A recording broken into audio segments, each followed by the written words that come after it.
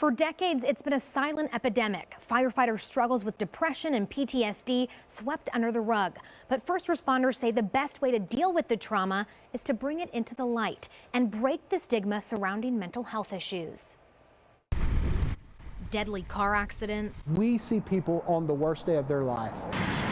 Devastating fires. Burn victims is a tough one for us. Children who couldn't be saved. Whether it be a family member that has beat them to a house fire where the child succumbed to, the smoke and the flames. Those are the calls that haunt first responders. For me, it's a teenage girl's hair, black hair that I seen on a car wreck one time that years later I'll see someone that has hair that looks like that and it just brings that back. The calls they can't seem to shake.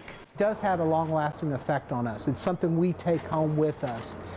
Long after the call's over, we still deal with that sometimes. Sometimes first responders are the ones in need of rescue. Throughout the years, my 21 years of service here, I've been in many of counselors' offices just kind of trying to help deal with things.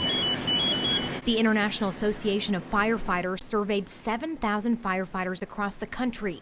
95% say they experience critical stress on the job, and most admit it leaves them with unresolved emotional issues. 71% have trouble sleeping, and 65% are haunted by memories of bad calls. Those are the things that we like to get our guys to talk about, because the more they talk about it, they kind of let that out of their head. Lieutenant Glenn Wright is one of 40 Oklahoma City firefighters trained to be a member of the Critical Incident Stress Management Team.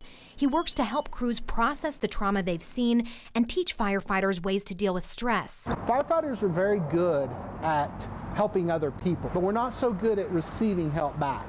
And that's the stigma that we're trying to break, the culture in our department. Oklahoma City has been proactive in addressing mental health. Probably much better than nationwide. Because of the Oklahoma City bombing in 1995. Through our bombing that we went through really brought us a long ways. But there's always more work to be done, especially in making sure first responders know it's okay to reach out if they're struggling. We let them know that, hey, it's okay to feel bad about this call. It's okay to feel hopeless or what have you.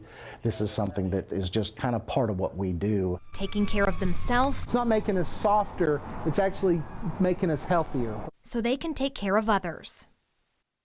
First responders say being open about their struggles is critical in addressing this problem. Both EMSA and the Oklahoma City Fire Department have peer support groups to help their own.